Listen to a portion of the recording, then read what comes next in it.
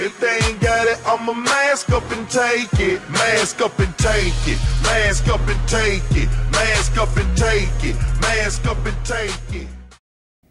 What is going on, guys? AJ Good here at the House of Masks, and as you can tell from what's behind me, we are still not all the way settled in for Mask Fest, which is why I haven't really made any videos since the Mask Fest video, but I do plan to change that. I've got the day off tomorrow, so I'm going to try to get some stuff filmed that I can edit throughout the week and post.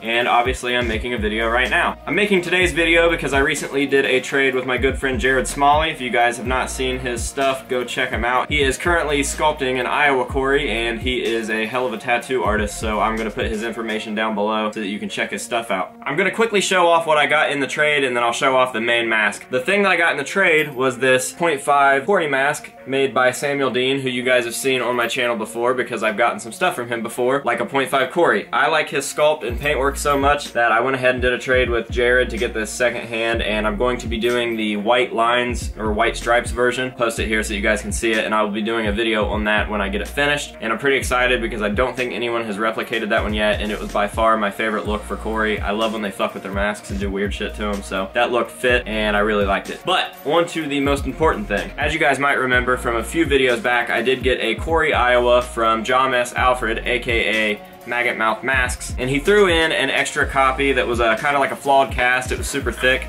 and Jared, my good friend, said, hey, I want to paint that. What kind do you want? And I said Pledge of Allegiance, and Jared did just that, and he took it to a whole new level. This is hands down the most accurate version of that mask I've ever seen in my life.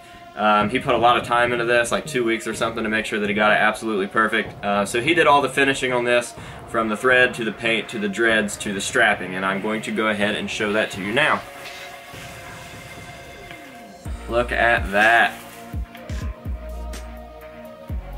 I've never seen a better Pledge of Allegiance Cory than this one here, and I will make sure to throw it on with some face paint and take it outside so that you guys can see it a little bit better, but man, blown away. Look how authentic that looks. He used actual face paint, just like Cory would have for the face paint, and some of you guys may have noticed that Cory's mask started to get a weird texture around the eyes, like it was rotting the foam from the face paint and stuff, and he even threw in some textures to kind of mimic that rough, rotting, shrinking PU foam look. So I'm pretty stoked about it. He did all the dreads himself too, which I didn't even ask him to do. He just decided he was going to finish the mask, which is awesome. And yeah, you guys should probably start taking him serious because he is capable of some mean shit, and I am afraid for the mask world whenever he finally gets to mold his Iowa Cory, because that thing is going to be insane. But like I did say before, this mask was sculpted and cast by John S. Alfred, who also makes a really mean Cory, probably the best out there right now, just in my personal opinion. Some of you guys might have a different opinion, but that opinion is wrong.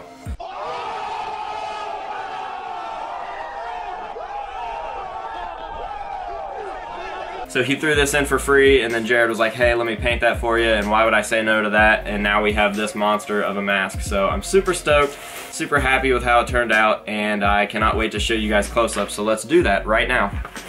Alright guys, so here it is up close. I'll show you guys all the nitty-gritty details. Like I said, he did use actual face paint for this to make sure that he got it as accurate as possible, and it really shows with the authenticity of this thing.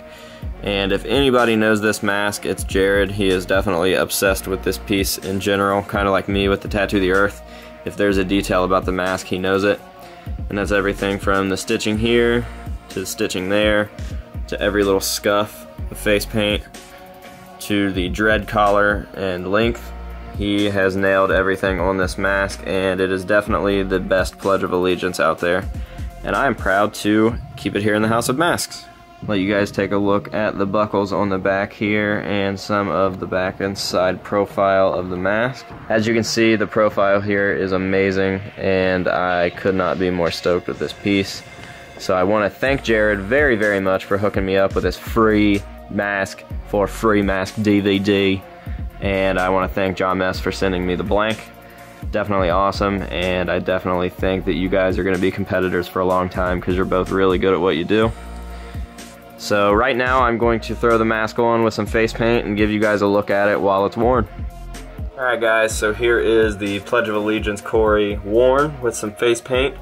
As you can see, it is a thicker cast, but it really doesn't matter once it's on me. It looks just like it's on Corey. So I'm definitely happy with it. As you guys can tell, it looks fucking amazing. I can't get over it because I never even really liked this version, like the Panda Pledge of Allegiance look. But seeing it in person, once again, as I say a lot, has given me a new respect for this certain piece. So I'm definitely happy with it, and I think Jared did a fantastic job. I believe that he will take orders to paint up people's masks until his Corys get going. I think. I could be wrong. But yeah, like I said, I'll put his information down below just in case you guys want to go grab something for yourself. This is Jaw Mess's sculpt, like I mentioned earlier, but it is definitely fathead friendly if you guys did want to wear it. And once it's locked down tight, it's also skinny head friendly, so people like me can wear it when we have baby heads. But yeah, dude, super pumped on it. I can't thank you guys enough for hooking me up with the piece so that I can have another Iowa Cory next to that one here in the collection. And we're about to move, so the collection is going to look a lot different here soon. We are moving into a house instead of an apartment, and I'm going to have a fully finished basement to start stacking masks in, and I think I'm only going to take the Slipknot stuff with me. So the room itself will only be a Slipknot room, which means I need to get some more Slipknot masks to fill it up. But yeah, I hope you guys enjoyed watching, and we will see you later. Alright guys, Jared wanted me to mention that the dreads do stand up. There is wire in the dreads to help them stand up straight, like poking out of the mask like they normally do. I was just lazy and took it out of the box and immediately made a video, but I will show you here real quick that you can stand these dreads up to a certain length, kind of like that, or pretty much however much you want, something like that, all the way around. I was just lazy and took it out of the box and made a video, but you can stand them up to look more like Corey's mask. So, sorry Jared,